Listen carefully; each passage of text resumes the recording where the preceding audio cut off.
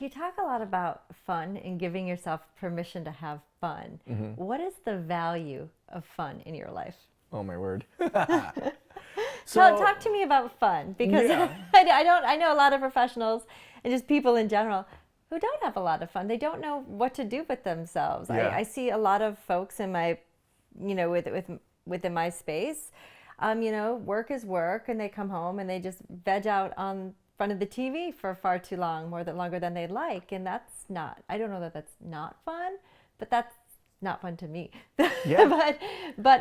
So yeah, talk to me about fun. To me, fun and adventure adds multiple dimensions to your life. It feels like life can be a kind of black and white coloring book. It can also be a coloring book that's been colored in, or it can be a freaking hologram.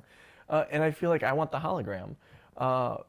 So I even think about during the pandemic, I was homeschooling my kids and was teaching them about this story of Ernest Shackleton, who went down to Antarctica. It's this crazy story of adventure where he wanted to be the first person to ski across Antarctica. Someone did it like right before him. So then I don't remember exactly how it went. He wanted to do something. They end up getting stuck there in Antarctica, and his boat gets like crushed. And so they're stuck there. And they end up going on this epic adventure to make sails and get to Elephant Island and all these different things. So I had known this story, and I thought, well, this could be fun to do with my daughters. And so we watched this, 15-minute story about it. And then I said, well, let's do some of our own storytelling. We recreated the whole Ernest Shackleton. Actually, it was on this couch. The whole story. And we got pillows. It was March of the pandemic, so we opened the windows. Oh, good. Yeah. To make it cold like Antarctica. I got a bunch of fans going in here and squirt bottles of water. So they were pretending to be on the sailboat. I'm squirting them in the face with water, and they're like, "I'm cold." I'm like, "You think Ernest Shackleton wasn't cold?" But it was this like ridiculous way to have them be engaged in their learning and adventure and fun. And they still are like, "Remember when Daddy opened the windows in the winter just to teach us about Ernest Shackleton? That was so fun." And there was this moment in the story where Ernest Shackleton takes one more group of people to go to the final island, and he has to leave all these other folks on this island, not knowing if he's going to come back. And I still remember the moment when Lake and my 6-year-old, Lucia and I were like leaving on the boat and saying like, "Goodbye, Lakin," and we got tears in our eyes, like we were never gonna see her again on this island. And it was just, those kind of things to me bring such a fruitfulness to being a dad. And they're memories that my daughters will say, like, there was a sense of adventure. Now, does every parent have to go to that length or depth to make their kids understand a story? No. It could just be that you make up something in the backyard with your kids, that in some way you dive into childhood with them.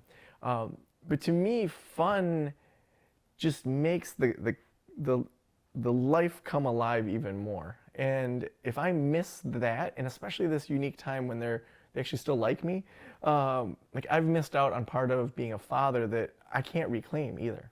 Okay, so you're talking about fun, and you have these magical, beautiful little girls that can participate in creative play with you, and that is fun. But what if you don't have kids? Yeah, I mean, I think it could probably be more fun to not have kids at times. So every Wednesday I'm part of an improv group. Like my kids don't come to that. And so finding something that pushed my boundaries to be ridiculous and to be silly and to try new things and to fail in front of people that are very good at what they do, we oftentimes kind of get in our rut of, I'm a runner, or I'm a podcaster, I do this.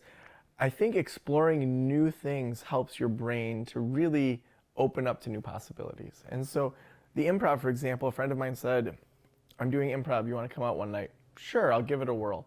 A couple years ago I started curling, and then after curling is when I started the improv. So I didn't have time, being a dad, to do all of it, but to learn new skills, to say, sure, curling sounds unique, and statistically I'm most likely to become an Olympian because so few people curl. So I would say new experiences, even just the ability to try to say yes more often to people has been just a fun chapter recently. That recently a friend of mine said, "You want to go to a Guns N' Roses concert?" Like, I don't love Guns N' Roses, but sure. And it was amazing. And so I ended up, I bought 2 tickets to the show and said, I don't know who I'm going to take, but I'm going to get 2 tickets. And I ended up taking my father, who I didn't even know he liked or knew Guns N' Roses. He's like a golfing psychologist. But It was amazing. And so I would just say that to just try to step out of what maybe you feel most comfortable with, that there's nothing wrong with, watching the newest Netflix show and drinking a glass of wine at the end of the day. But is that all you want to do with your life? Maybe one night a week, have it be something new. Try a new board game. Try something else. Like, find new friends. It's easier said than done at times because it makes us feel nervous and awkward and it's weird. But that's okay. The first time I curled a stone, it was terrible and a bunch of people laughed at me. But that's okay. They were supportive also while they were laughing, and I got better, and it made my ego go down a little bit too. And so finding things that will just allow you to experience something new in life, and then just say, do I want to keep doing this or not? Like, hold it loosely. It's funny you bring up the identity too, because I think sometimes we cling so tightly to an identity like, I'm a runner. Well, I'm not going to be a bicyclist because I don't cycle, I run. Or I'm a podcaster. Of course I'm not going to do this because I do this. And sometimes, again, we get so entrenched in our identity. And I guess what you're recommending is expand your identity, make room for more identities or more interests or more adventures to take place. And even to go so far as to say the things you do aren't you. It's stuff you do. Do I say that I'm a breakfast eater? I do that every day. I never define myself as someone who eats breakfast, but yeah, I do that more than almost Are you a coffee drinker? Yeah, I am a coffee drinker, right? I'm also a green tea drinker. But it's interesting how we find these things that make up our identity, and that's fine, but also it's just stuff we're doing, that we're more than just that thing that we're doing. Mm-hmm. Well, it's funny with the Thursday is the new Friday, thinking about that, like I am the type of person who's going to work less yet be more productive. That could be a really great identity to rally around, Yeah, right? I sure like it. It's a lot of fun. It has a lot of fun with it.